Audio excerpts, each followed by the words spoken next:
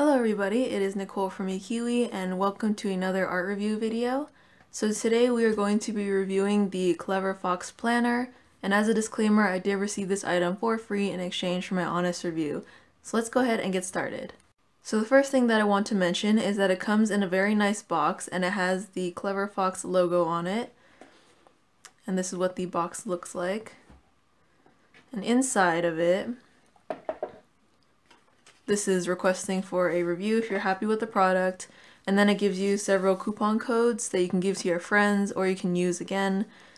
Speaking of coupon codes, there is one down below in the description for 20% off, so go ahead and check that out if you want to benefit from that. It also comes with 3 different sticker sheets and a rainbow of colors that you can use within your planner. And then we have the planner itself. So this is the Cleverfox Planner weekly version. They do have a daily version, but I decided not to get it because that's mainly for people that are very busy and have a lot of tasks to do that day. So I got it in the color rose, but it does come in many different colors. It comes with an elastic band, a pen loop, 3 different bookmarks in red, blue, and green. And then on the inside and the back, it also has a small pocket for any small storage. It does come with this how to use this planner guide, but I'll discuss more about this when I go deeper into the planner. So as you can see, it comes with this little sleeve and it just mentions what it does. So it is a non-dated weekly planner. It says it achieves your goals, increase your productivity, passion, and happiness. And then on the back, it just mentions what it includes. It says it includes a monthly review, weekly review, goals, habit tracker, 1-year weekly planner layout, affirmations, gratitude, and inspiration. And by using Cleverfox Planner, you can stay focused on your goals, develop good habits, feel happier, increase productivity, and live a more fulfilling life. So with that being said, let's go ahead and dive into the actual planner. So let me take off this sleeve first. So on the very first page, we have the logo and a if lost section where you can put your information if someone finds it. And then on the next page, we have the my gratitude and self-awareness, where the sections are I'm grateful for, and you can list your gratitudes. And then what am I passionate about, or what brings me joy in life. Now, according to the how to use this planner, this section is to write down what you're grateful for firstly, and then second, for this section, you want to find what you're passionate about and what motivates you. And basically this is to find your drive. On this next page, it is called My Daily Rituals, and the first section is skills to learn and habits to adopt this year, and my affirmations. According to the planner, this is where you kind of set your goals for the year. Like it says, things that you want to learn and habits to adopt, so they're kind of saying it in a different way of basically the goals you want to accomplish this year. And the My Affirmation section is to help with self-improvement. So basically, what do you know about yourself and what you want to improve on. This next section is called My Vision Board, and there's 2 blank pages for you to basically put any writing or pictures, cutouts, drawings, whatever you want into this section. This section is basically to help you visualize what your future goals are, or what do you want to achieve in life visually. I think this is an interesting portion of the book that I don't think I've seen before. Of course, if you have your own bullet journal, you can do whatever you want and you can include your own vision board inside your own bullet journal, but this section is an interesting part of a kind of pre-made bullet journal. So the next section is called My Goals, and this is different from the habits that you want to learn, skills you want to learn. This one kind of sectionalizes each part of your life that you want to have goals in. So according to the planner, it says that you want to do 3 goals for each different area. So the first area is health, then business, career, family and friends, significant other and romance, finance, personal development, fun and recreation, and spiritual. Now this section, it does come blank, but I started filling in some images and some drawings just to personalize a little bit.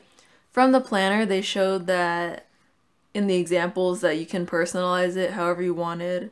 So I decided to just add a little bit of doodles to make it feel a little bit more like it's mine instead of a pre-made one. But you can definitely just include this in your own bullet journal if you want it to be more customized to yourself. So the next spread here on the left is called My Focus, and this is where you're going to minimize the amount of goals that you have. From the previous page, you want to write down your top 5 goals. And according to the planner, it says that you want to choose only 5 because it's important to keep kind of like a focus. And over on the right here, called My Mind Map, is just where you want to brainstorm which 5 goals are your most important from the previous page.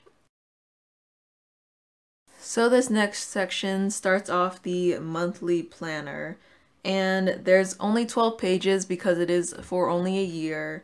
And it's undated, so you can fill in whatever numbers that you want or whatever numbers that the month has, obviously. And then on the left here, we have a section called Plan, and it has 5 different sections. Habits to adopt, skills to learn, things to avoid, places to go, and people to see. And this section I thought was pretty interesting because it's definitely focusing your goals for this month specifically. Of course, at the bottom here, we have a this month's goals, and this section is to write down what goals you want to achieve for the specific month. Now on the bottom right, I believe this is to be completed at the end of the month, because in this section it says this month's wins, and you have your top 3, and how I'll improve next month, and your top 3. And these things are pretty interesting in my opinion. They're kind of like what I did in my last bullet journal where I had a monthly overview, and how I wanted to write down what the best thing happened that month and then the thing that would be improved on the next month. And this is pretty similar, but there's 3 spots instead of 1 that I wrote down. So here you'll see that there's just all the monthly planners.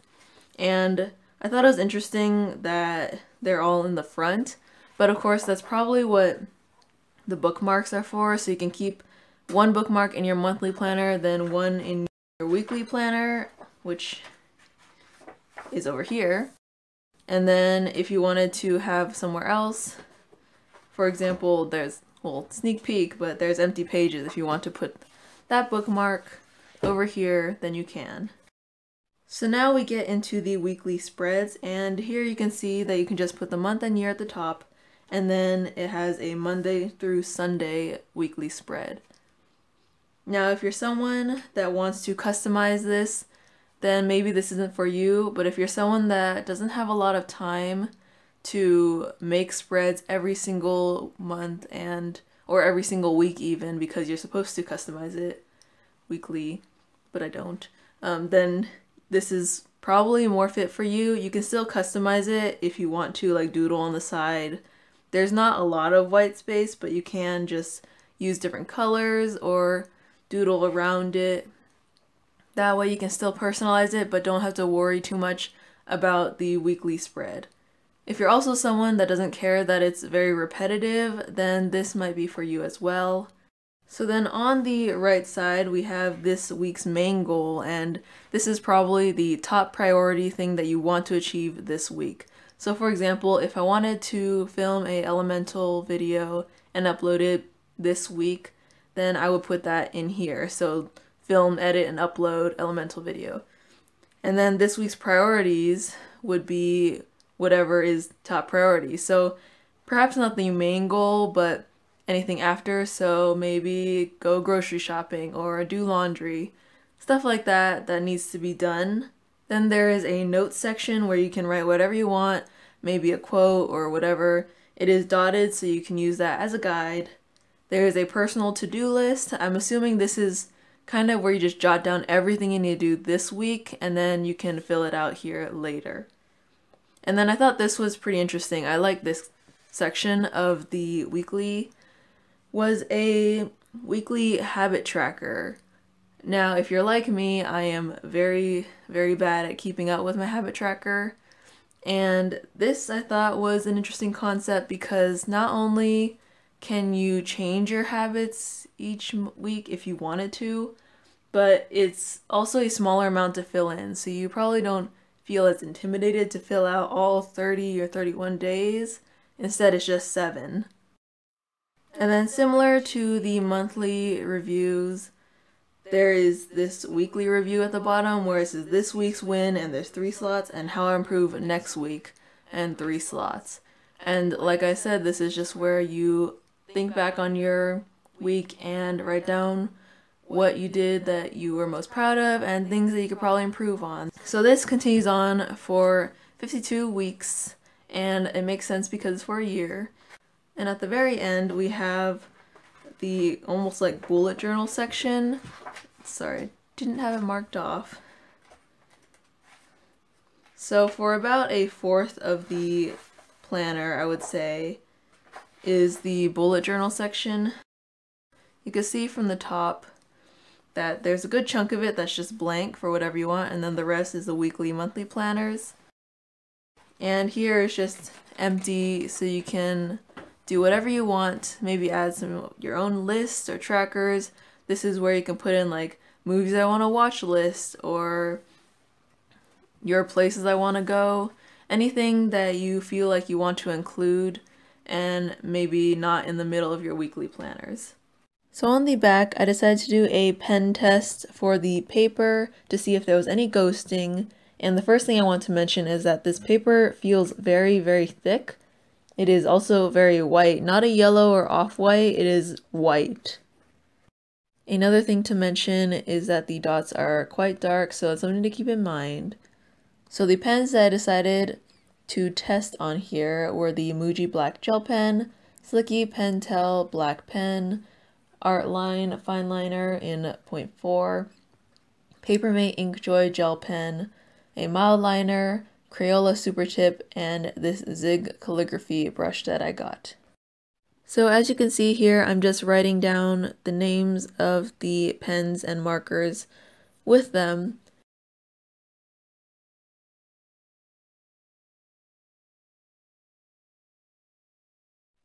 So as you can see here, when I turn the page, there is pretty much no ghosting and it's not see-through at all.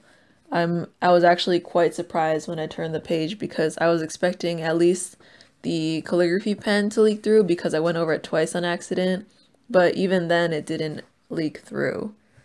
So I think that kind of shows you the thickness and the quality of this paper, and that was something that I really liked.